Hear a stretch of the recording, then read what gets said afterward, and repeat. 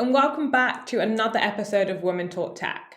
Today, I'm joined by Manjuri, the Global Director of Talent Success and DEI at OLX Group. When Manjuri agreed to come on the podcast, I was so excited as she's such an inspirational figure in the tech world in Berlin when it comes to D&I. In this chat, we discussed her career journey and her experience as a woman of colour. We also discussed the challenges she experienced when relocating to Berlin in relation to her career. Now, for those in tech, you will know the industry took a massive hit over the last year, with layoffs, issues with companies getting funding, and so much more. So Manjuri and I also discussed this and how to still champion D&I with very little budget and resources. Honestly, such a great chat. I'm sure you will all enjoy it. Thank you so much for having me here. I think it's an excellent opportunity to have this conversation with you. So about me, I'm born and brought up in Delhi.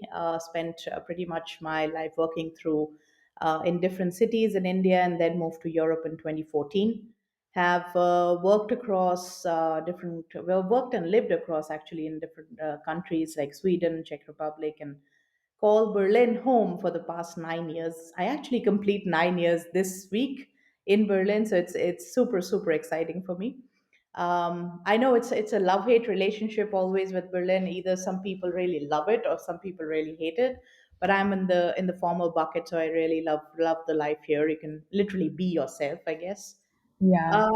Apart from that, maybe something that is not very obvious about me or is obvious about me, because if people have seen my talks or know me well, they know that I have this real obsession with anything which is panda or panda-ish. So sometimes also find some Easter eggs in my presentations and talks where you'll find a small panda somewhere. And I really love the species. I think it's super cute. They're huge, but they are really gentle, and there's a lot that we can learn from the species as such.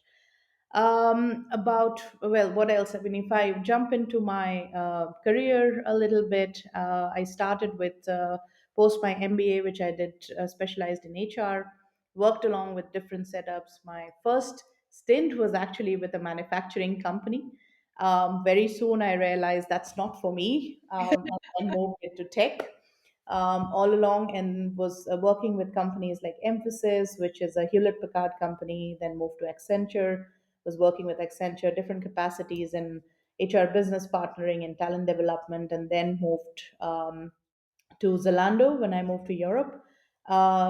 Took over their tech talent acquisition. I'm really proud of the time that I spent in Zalando and built up and scaled up the organization, and then joined OLX in 2019. And today, in my current capacity, I take care and lead all talent, starting from employer branding to talent acquisition to development, engagement, and of course, also diversity, equity, and inclusion is a part of my remit. And I am really crazy about traveling. That's something, and it's actually a feat to do that on an Indian passport. Lots of places where you have to apply for your visas, etc. But thankfully for the Schengen zone, I don't, and that's fun. And whenever we get an opportunity, me and my partner, we just take off, and even if it's just a weekend, and Yeah. travel and check out some new destination. So Yeah. that's me. Lovely to have you here. Yeah, no, honestly, I love that. And I couldn't agree more. I think traveling is one thing which during the pandemic we all missed. And I think we definitely took for granted before. So, yeah, I think after the pandemic, everyone is just super excited to kind of get back out there and be able to travel and see the world, so to speak. Yeah, absolutely. I think that's one. We were at least a little bit better off, I guess. There's some countries which are very strict, Yeah. but I guess with the vaccines, and when once we got ourselves vaccinated, I guess we were lucky to at least use it and then travel within Europe at least. Yeah. You couldn't travel out, of course, and even seeing our loved ones. I remember we had a full gap of, I guess, 2 years and 11 months before I saw my parents. And that was the biggest gap. But at least within Europe, you could still go to a beach destination far away from everybody and so on and so Yeah. forth. So Wow. blessings Wow. are there for Yeah. sure. Wow. And let's go back. Walk me through. I know that you mentioned a bit more about your career journey, before. I'm keen to kind of learn a bit more about it and the differences maybe, let's say, when you were in Delhi in India to versus when you were in Europe. I guess, tell me a bit more about your experiences as a woman of color, and kind of how was the working world for you? Yeah, it's been interesting. I think as I started my career, it was an interesting journey. Actually, the manufacturing role that I was talking about. So this was I was placed in the corporate office, and then I moved to the industrial or the plant, manufacturing plant as such, which was in a small city, and of course very male heavy, right? And it was a very interesting thing that this company that I was interning with had a toilet just for women, and I think we were 4 or 5 women on that entire manufacturing floor, and we literally had to access the toilet with a key from the receptionist, and it was quite a plan that we had to make to go there. That was, I think, one of the quirks that I didn't really like, and maybe at the back of my mind was also a reason why I wanted to move back into the corporate world and the tech world. Interesting, yes, since I was working with tech in many of the forums or meetings or rooms, I did end up being the only woman in the room because, yes, I was the, HR counterpart or the HRBP, and conversations, etc., were happening, and most of the folks were, kind of men from the tech team, etc. Yeah. And again, in the tech team as well, you will have just probably one woman or two women, and so on and so forth. But as senior as you go, it'll go down a lot. My experience with Accenture was really really helpful, I would say, because that's where I got in touch with intentional diversity, equity, and inclusion, and I really saw the um, uh, kind of impactful work through the career journey, and that was really interesting.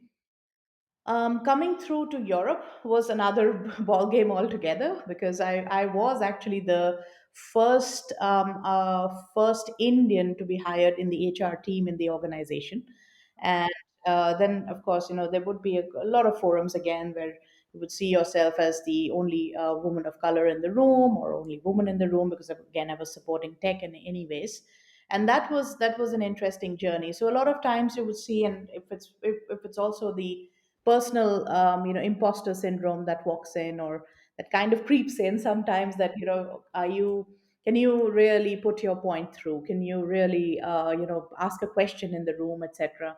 What if you're judged as if you don't have that knowledge, or you don't have that expertise, etc., etc., in the background. So it was definitely a little bit of a change that I felt. And anybody who knows me, and I think this was our previous chief diversity officer, he was probably the one who noticed this body language, and he said, I know what you do when you have to make yourself really heard and the room is not listening to you. And I was like, what do you mean? I mean, he seriously, did you notice? He said, yeah, you have this habit of really, kind of enlarging yourself, and you lean forward, because on Zoom, that's all that you can see. So you lean forward. And that's when you know that now she's going in for the kill kind of a thing, and making her point, because the room is not listening, etc., etc. Yeah. So that definitely continues to happen, irrespective of where, and etc. So I have to sometimes step in and enlarge myself and lean in, and kind of, okay, now hear me, and I Yeah. will raise my voice sometimes to do that. So that has been an observation, definitely, in conversations and forums. Wow. And would you say that's been the biggest challenge, trying to be heard, trying to make sure your point is kind of heard in the meetings? Has that been the biggest challenge, or would you say there's something else where that for you was the biggest challenge for you in your career? That has been, I think, the biggest challenge. Yes, I guess also it comes with the fact, and it comes also with the fact, and I've heard this, I think, from the ex prime minister for New Zealand. She used to say that you can be nice plus assertive, and I Yeah. guess that's another thing, and that's a cultural context. So and that's something that I sometimes joke with my mother, and joke with for folks from our family, because in India, culturally, you're taught that you shouldn't speak up, you shouldn't, and especially you shouldn't speak up to your elders, right? So you're not supposed to raise your voice, or supposed to put your point beyond a certain boundary. And in our kind of forums, when you work with tech, when you work with startups, I think you can be in, starting off my career, I was 24, and I was probably dealing with a senior manager who would be 40, 45, right? So if I start with that context, that's a cultural subconscious thing that always pulls at you, but then Yeah. you really get over it. So half of it is myself, my culture, my learnings that I've come with. The other half is also the challenge. And it definitely helps if there's someone in the room who can lean in and pull you out. So sometimes that happens, where somebody would say, "Hey, we didn't hear from her, so let's hear what she has to say," etc. And that's something that I've also learned to do. And if I am in a room with four people and I don't hear the fourth person, then I would rather ask that person also for feedback there. So that definitely has been a challenge. I won't say it's the biggest challenge, but it definitely has been a challenge. Yeah, that's really interesting as well because I think we tend to look at diversity quite narrowly, looking at just gender. Whereas I think, like you mentioned, the culture, how you've been brought up to kind of, I guess, conduct yourself in a way, I guess impacts how you navigate the working world because you maybe wouldn't have spoke up enough before, whereas now in the working world you have to speak up a lot more to even get your point across in the room. Absolutely, absolutely. And that's the intersectionality of so many different things that come together. It's not Yeah, just gender, for yeah. sure. And what about when relocating to Europe? How did you find that? What was the biggest challenge then? Because of course you were then again, I guess, up against culture, against language. There was probably so much in that journey in itself. Well, I think one of my but the hilarious things that are now of course I laugh about it, but testing the market in Germany, I guess I got hundreds of emails, and the first two words that I learned in German were "vielen Dank," which is thank you. And it was, automated emails or even non-automated emails, irrespective of the fact. And suddenly, after a couple of even 15 or 20 of those, I started thinking that my 12, 13 years of experience absolutely are of no use. Everybody's only concerned about proficiency in language, or they're concerned about expertise in the European market, which technically I had because I was supporting our Europe teams as well from India and Accenture. And it was just, it took one organization to kind of look beyond, and one person to recruiter plus the leader to kind of look beyond and at least give an opportunity to have a conversation. And that conversation was planned for 1 hour. It went for 2.5 hours. And after that, she just said, "Can you join us yesterday?" So this was, when you look beyond that, and when you can negate certain things, and all of us know that in the world of tech, even if you're working, irrespective if you're working in Germany, you'll have offices all across, or at least some other countries in Europe. Most of the tech population either comes from US or India. At that time, a lot of the tech population used to come from Russia as well. So you would have English as your working language. So if you can work, along with that, or look beyond that, look beyond these nitty gritties that we usually get hung on to, you can make your process very inclusive. And that was a learning process from my own perspective, right? That was the first biggest challenge that I had. And when I joined, and we hired a lot of folks, because at that time Zalando was ramping up. They were pegging to hire 2,000 engineers in 1 year, etc. So they were hiring big time. And our leader was really, as I said, she really picked up some gems at that particular time who are very well placed in different companies right now through that time. But she really looked beyond, and she brought in talent from different countries. Somebody from who had moved in from Vietnam. I had a colleague who's from Pakistan. We had somebody who was from Spain, and then someone who had moved in from Bulgaria, from Romania, from Ukraine. So the team was amazing, and the team was completely diverse, and we could bring in the technical knowledge and the technical pools from different countries as well. So that was excellent. Yeah, and I think that's the beauty in hiring people from different, nationalities, right? They're bringing their skill sets from where they've learned, which is probably very different to how the degrees are set in, say, Germany. So you get so much skill set in one person, which I think that for me, it's more than gender. It's about what you can actually get from that person and kind of what they're bringing to the table. Yeah, absolutely, Yeah. absolutely. And let's go into your role now, because of course I know that you've recently had a promotion. Congratulations. Thank you. Yeah, very keen to, I guess, go into what does your role now involve, and how's it changed? Day-to-day work is chaos, to simply put it in one word, or let me use the word organized chaos. I'm trying to organize the chaos. Yeah, I was still till recently. I was taking care of talent acquisition only. So I was leading talent acquisition for the group, which covered employer branding, talent acquisition, which is operational recruiting, as well as onboarding. And now with this step up, it's including talent development. So it goes beyond onboarding, taking care of the talent management plus development part. It includes employee listening as well, so engagement and listening for engagement surveys and the actions thereafter.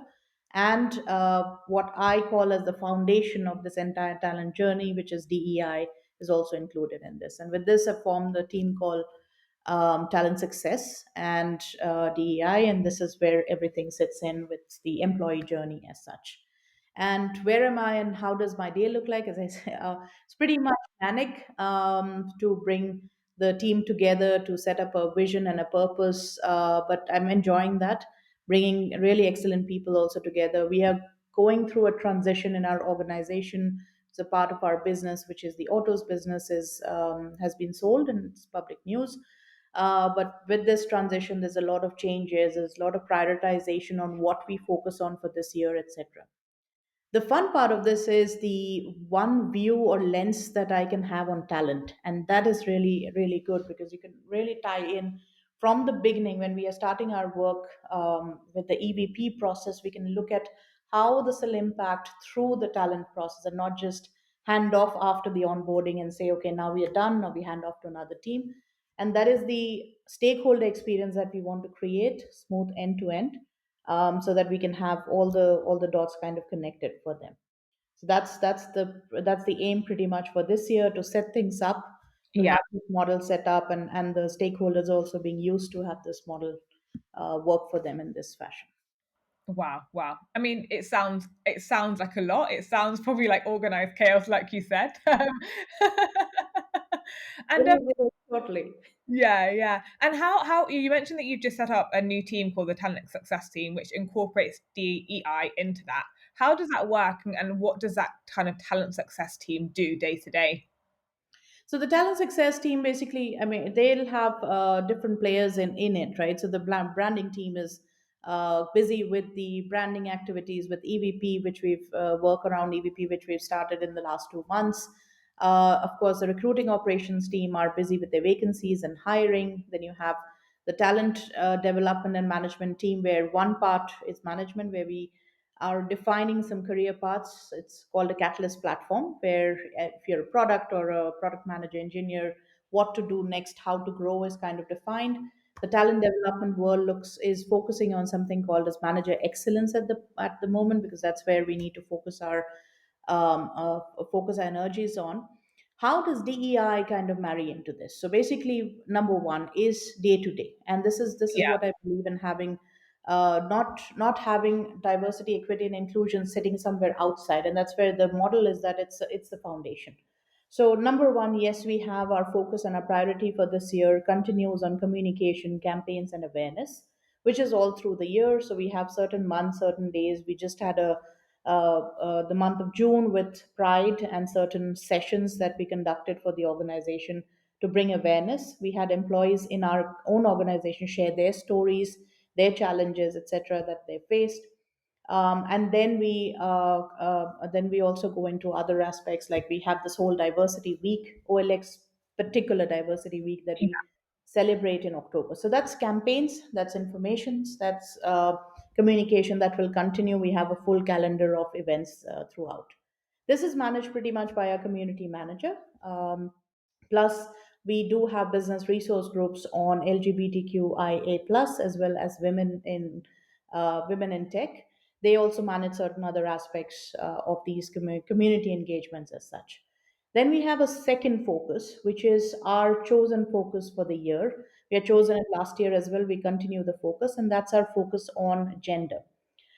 With For now, it's more on binary gender, because that's unfortunately or fortunately that's what we can measure internally at the moment, as well as through the hiring process on percentages. We're not collecting any information. We don't have self IDs at the moment, but through the percentages.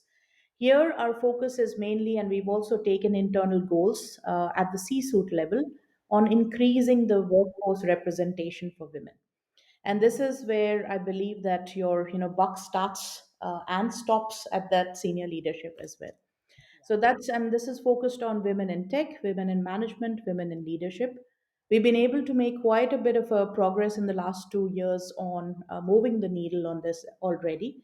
And this year, we want to further focus wherever we're not at the requested or the required percentage. This is not clarifying, this is not any kind of quotas, etc., that we've taken. This is more on increasing the representation.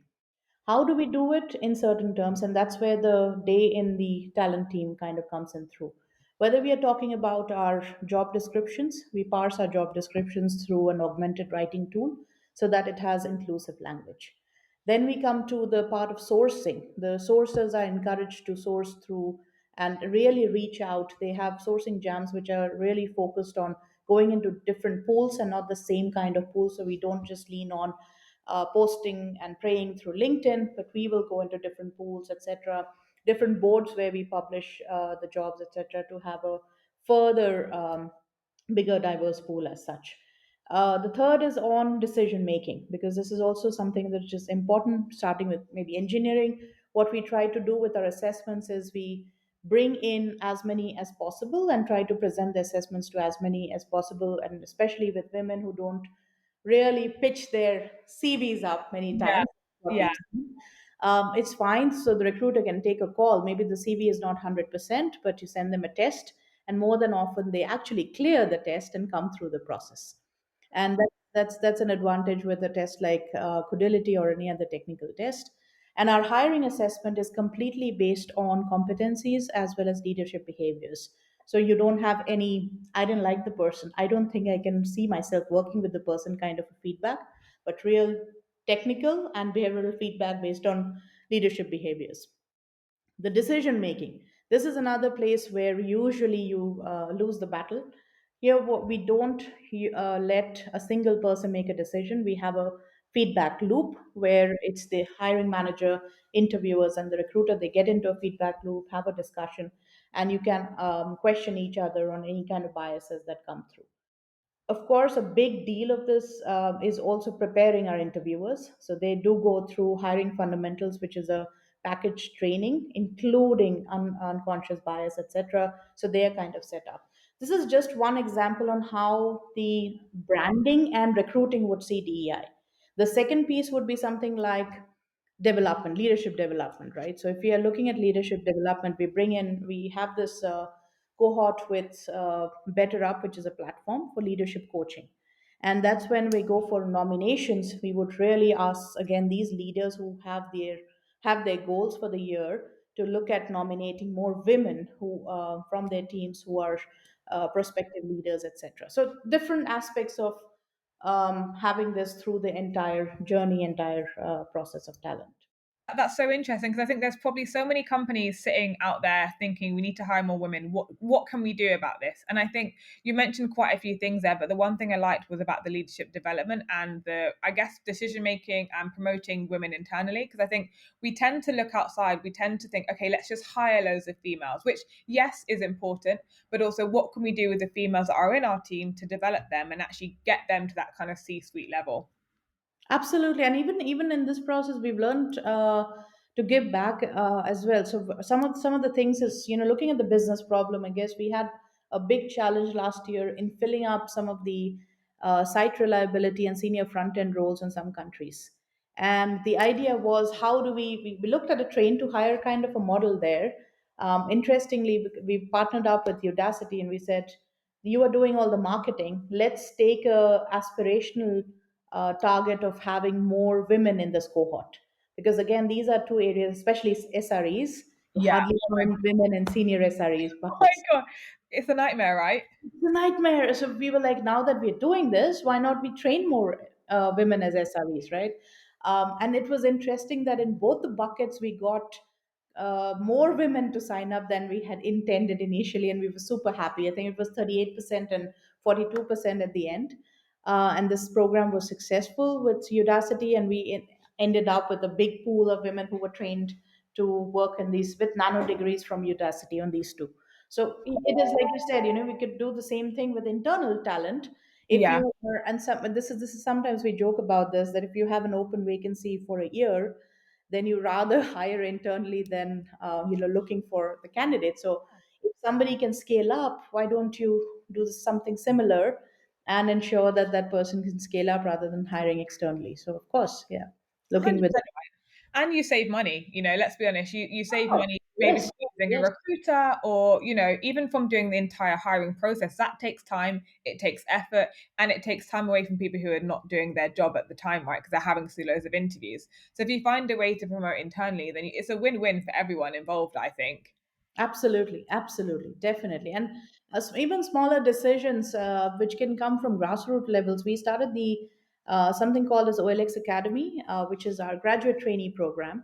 And even before I could, or the head of talent delivery could go back and tell the team, they in fact themselves took an internal target on themselves to say, can we reach like a 40%, 50% women as a part of this? Because if we can bring more women into the technical fields, we can grow more women in the technical field. And it was so nice to see that we can start this even from bottom up rather than always top down. So it's just being intentional Yeah, and ensuring that this is something that I always insist, that we have to have DEI not as a fluffy, fancy, once in a while kind of a LinkedIn post, but it should sit in these impactful areas. And you should literally have impactful KPIs to measure them, not, yeah, again, not the fluffy stuff. So yeah. No, totally. And what would you say has been the biggest challenge in your role now? It's a massive, like I said, it's a massive, massive role with lots of things going on, with lots of hats I'm sure you're having to wear. Yeah, what's been the hardest thing about your new role? saying a lot, or probably more often saying no. That is that is the hardest thing at the moment, because we were doing a lot of things under each of these buckets. Now with our organization context changing a bit, the prioritization is very important. Yeah, So getting stakeholders also used to it. I think I'm super lucky that when I've shared the challenge and been vulnerable with the stakeholders as well, that they've been very understanding. But also many a times now going back and saying that you're going to hear more no from me, and less of those quick hacks that we could come back with, till I can really set the team up and have them ready, etc., etc. So that definitely is the first and foremost, I think, challenge. A little bit of a challenge is also around the transition of leadership, because of course, and the team. So the initial challenge that I felt, and sometimes it still happens because it's still fresh, is you have to bring them back. You're talking about talent success. You're one team, one team. Talk to each other, one team. Let's solve it yeah, together. So I think the first thing that I actually prioritized was setting the vision. Also, the symbolism for the team logo, etc., was something that I really needed. It was more a hygiene than anything nice to look at, because that's what gives a connection to folks there as well. So that's the other challenge as a leader, to bring teams from different buckets all together. yeah. Wow, wow. And what about your favorite thing? What's been your favorite thing about your new role so far? Who knows? It may come, but so far, yeah, I hope you have a favorite thing and it's not been too chaotic. I'll go rogue and say two favorite things. I think one is working and uncovering some potential that people have, and really being surprised with that potential. So a lot of people who are coming from the talent bucket, or even my partner in crime for DEI, Silka, a lot of potential, and I'm really really happy to see that potential. So that's one that I really love. Second, I guess, is the freedom to experiment. So we've just recently launched our AI coach, and I believe this is one of a kind in the industry as well. Not many companies have tried out a coach, generative AI based bot for coaching of people managers. And this is a cool thing that we literally started 1.5 months ago, piloted it with our people, some of the managers, and then launched it last week with full sponsorship from our CEO. He in fact launched it himself as a sponsor, etc. And this was super cool. And this fact that I can try out new things now. We are trying out a situational leadership, again AI based tool, to bring in so that we can automate and scale and have less dependence on people and capacities, etc. as well. So I think this aspect of my role, I'm loving that. Experiment. And it's interesting you mentioned that because AI we're in a massive boom, and we are finding ways to experiment with AI and use it to our advantage, right? Absolutely, absolutely. And the challenge, if you ask me why is it with this one and not the previous one, the thing is most of the AI tech that comes into hiring sits at that filtering stage. And Yeah, I'm a little bit skeptical still, unless some tech can literally show me what sits behind it, who's building it, what yeah, goes is unfiltered. And this is something that I also had a chat with our chief diversity officer when he was doing some initial sessions with us on what is large language model and what is generative AI. And the one thing that I asked him, and he also said that we should be careful of the a dark side as well, because if you don't know what it filters out, you don't really know. And especially if you put it at a stage where it's filtering out CVs, you may not see any CVs. And like we were discussing earlier, right, when I said women usually do not pitch themselves in CVs, so if you are missing some keywords and if it's just based on those matching that the tool is looking at, it might filter out those profiles that you would want in the pipeline. And exactly. that's been my skepticism with putting any kind of AI in the beginning of the hiring process. Whereas when we are looking at something like a bot, like we launched, it's something which is transparent. We know what the people managers are using it for, and we can see what challenges come through. We're not selecting or deselecting anybody based on this. So it's safer, I would say. Yeah, yeah, and you're so right. I think acknowledging that there can be a dark side is important, so we don't just literally go full force straight into generative AI. Yeah, Yeah. absolutely, Wow. absolutely. Wow. And let's be honest, the kind of tech scene in Berlin has been through a roller coaster over the last year or so, right? We've seen it's been a journey, I think, for everyone working in the talent space. You've seen the impact of the layoffs situation. I mean, we seem to be somewhat at the end of not the end, but we seem to have made it through the worst. I'm hoping, right? Uh, I'm going to touch all the wood in the house right now because who knows what could happen. But yeah, I'm keen to kind of see what your viewpoint is on the current layoff situation in Berlin at the moment and kind of what's been going on. I think I'm on the same page as you. I would rather say what I've recently noticed in the market or in my network is more of these recruiting roles open up in the UK more than anywhere else in Central Europe. That's something that I've seen. US went on a very different stride. I think some things started in the last 1 month, but suddenly everything has again gone hush. Yeah. So that's the interesting bit. Berlin is pretty much similar there. I was looking at Hong's recruiting, this the page that he announces every Monday on the newsletter, and that has open vacancies, and it hardly had actually had no open vacancy for Berlin for recruiters. It Oh just had wow. one for people and ops generalist HR role. So I think it has quietened down a bit.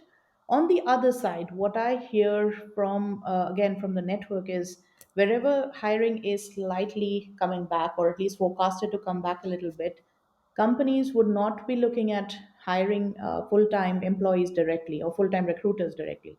They might lean more on a flexible model for now. So embedded recruiting will probably see better days. And as I was just logging into your call, 10 minutes before that, I saw one of the ex-embedded partners of ours actually post out roles for Amsterdam and for Berlin for tech recruiters. So I can see that. I think that trend is something that people are going to go back to.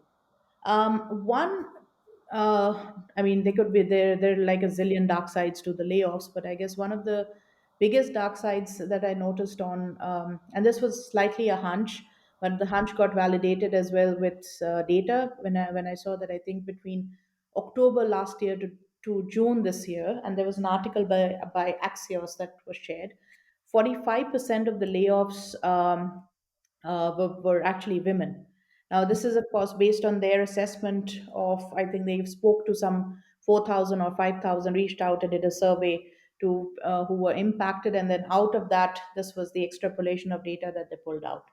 And it is not a surprise, because when they talk about tech layoffs, it's not just pure tech. You have a lot of TA that has been laid off. You have a lot of customer support, product design roles, which were at the forefront of the layoffs, and these are more usually more women are part of these, or product analytics, again more women were a part of these. So I think this was sad to see that all the work that has been done in the past 2 years, past 3 years, Yeah. have actually gone back. And this is not factual data, so I can only assume that it's, probably it's more than this, and we'll uncover the dent in the next months. And last week I still saw some companies doing reductions, further reductions here and there. So I think we'll not know the complete reach of this in till probably a couple of more months there. Yeah, yeah. And keen to see why you think this has been the case. Like, why do you think more women have been affected by the layoffs? I mean, I have an opinion or I have a thought, but keen to kind of see what your thoughts are. And I guess, how do you think we can then reverse this? Because it's happened, but how can we then reverse it? I think one was, as I would see it, I think it's purely the sad part of it is it's unintentional. Yeah, It happened yeah, so fast in most organizations. It was more of a purely a financial decision that, hey, this is where you need to be. This is where you've gone beyond the budget, etc., and this is where you have to scale back. And in most organizations, as we heard from the different layoffs, and experiences, that a lot of times the managers were not involved, or even their managers were not involved in taking the decision. So you had probably really the head of the function or somebody saying, okay, 15% here, 10% here, 5% there, or something like that. So it was in that frenzy. I don't think, in this was where I reiterate that it's sad, nobody really thought that we have to look at the numbers with our representation figures, etc. If we have, did any organization even, you can say that, yes, I don't have a choice, I have to let the ta team, 70% of the ta team go, enough.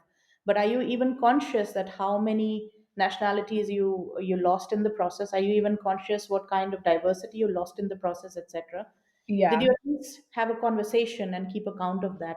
That did not happen, because I guess that frenzy and that whole loud, and the fact that only a few people would have been involved, I don't think in a lot of these conversations even the chief diversity officer or the diversity leader was included to see that, check in, are you can you look at the numbers, etc., etc., where do you see the dent, where do we have to work more, etc., going forward? I don't think that happened. It was yeah. all led purely as a financial decision by most companies. Yeah, yeah, and I actually agree. I think, let's be honest. I think all of these decisions were made just to save money, to kind of cut costs where they can. And I don't think we looked at what actually the detriment was going to be based on numbers, all of that. Of course, we don't want to look just at the numbers, but let's be honest, if all of, if most, if 45% of these people that were affected were women, there was something that was going wrong there. Yeah, yeah, Yeah. absolutely. Yeah. And on that note, I guess, let's be honest, right? For the last year or so, the tech scene has taken a massive hit and companies are struggling now financially. Usually, when companies try to increase or work on their DEI, it is to do with hiring.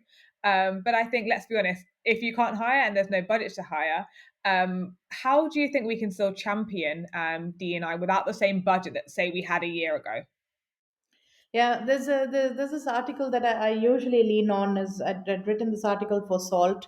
If you just tag me and write Salt, you'll find it on Google. It talks about certain ways of tackling this challenge without a lot of budget. Yeah. I think it comes into this whole play we were discussing earlier, making it sit with each. First of all, make it still sit with each leader. So, despite of what happens, and that of course it sounds easy, but needs a push. It definitely needs a push. If you are in an organization where the leaders are not ready to take that challenge, or they would say that this year we can't take that challenge, etc., but that needs at least a conversation to start.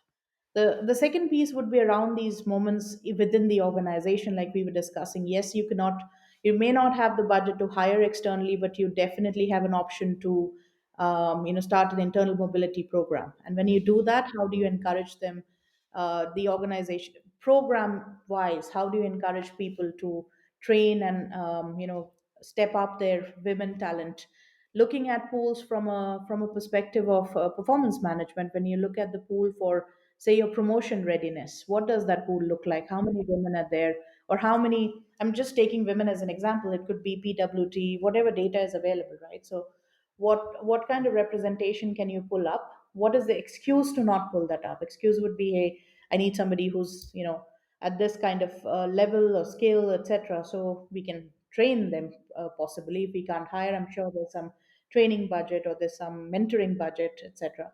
So what can be these internal things that we can leverage? The other aspect would be around something that is going to hit any us anyways in Europe, will be the pay transparency and the pay gap, which is definitely to look at, not just for women, women of color, etc. Everyone, are we at par? If we are not at par, how do we do that in small bits and pieces over the years, etc., etc. So there are different channels by which we can definitely address this aspect, Yeah. even if we are not hiring. We may not make the ultimate percentage dent in those kind of numbers when we're not hiring, but we can look at different KPIs. If we have KPIs around respect question, if we have KPIs around dignity question, etc., all those things can also be your KPIs to be drawn out if you're not really hiring and measuring your hiring numbers there. Yeah, yeah, no, I couldn't agree more. And I think, let's be honest, I think companies have done quite a lot of work to ensure that the team is a lot more diverse. So I think in the layoffs, I feel like we've kind of reversed that work.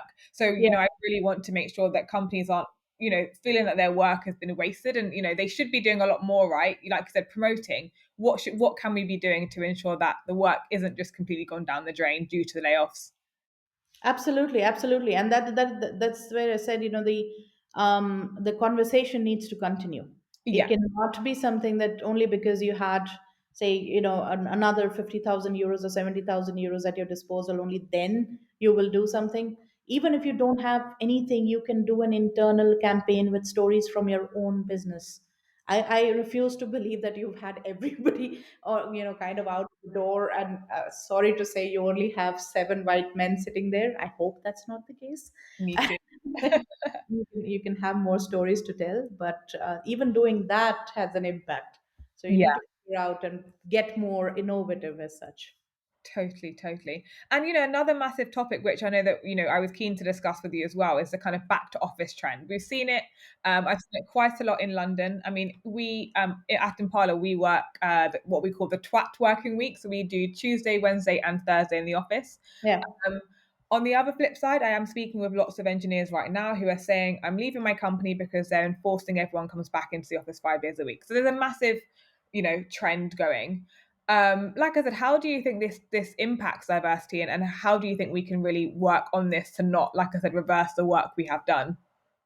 And that's a good point. I think one example we also saw with this big consulting firm from India called TCS, which immediately called everyone back to office and had massive resignations from their women in tech population, especially. And it was a little bit of a backlash because I guess the head of HR assumed that the women don't want to work, and that's why they don't want to come to office. It was really, really, yeah. That was a whole different ball game altogether.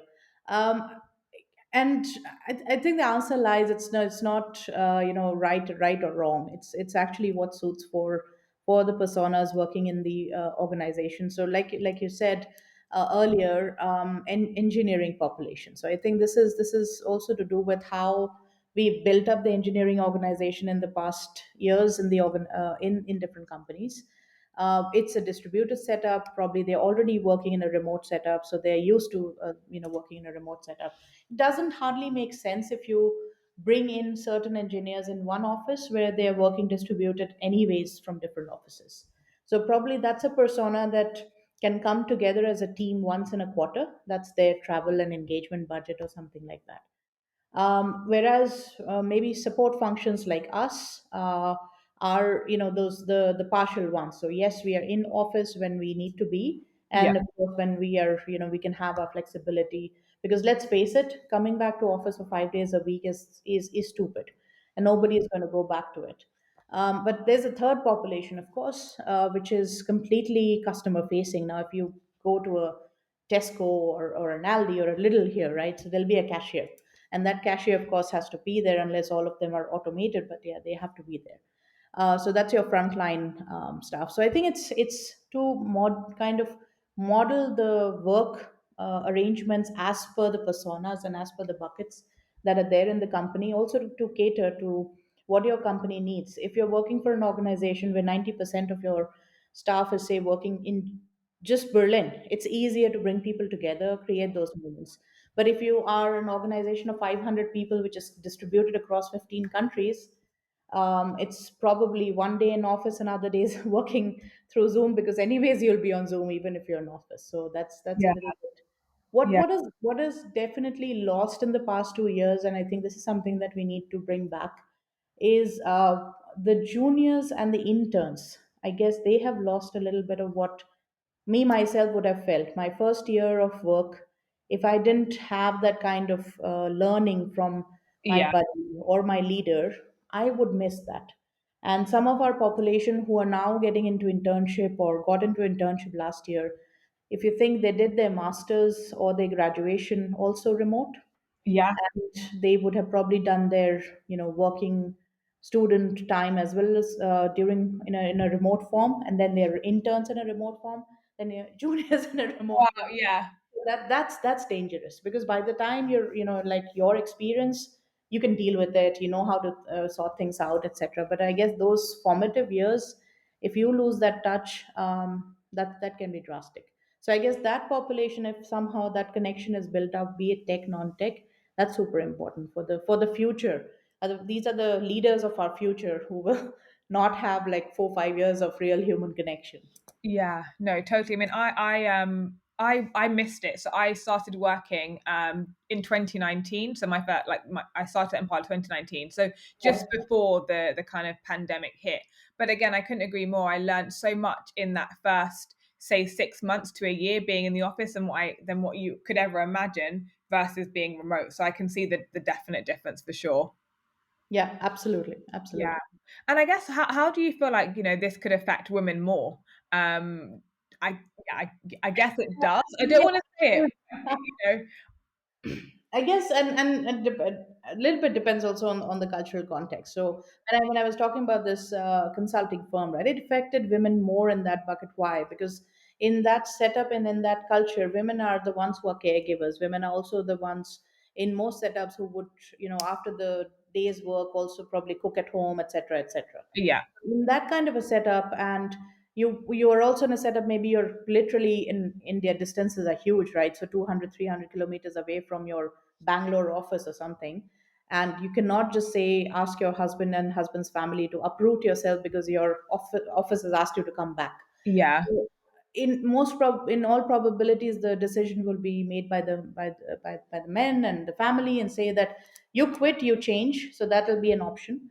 The second bit, we know mostly also women are mostly the caregivers at home. So either they are caring for a parent or the in-laws or any children, etc. So again, that flexibility, if we take that flexibility away, they will have to make those hard decisions for sure. Yeah. So it will tend to impact more women in this context than men, as we've seen. And we've seen when we all tech went remote, we saw that we could access and hire more women, because they are in those locations where they wouldn't relocate from, right?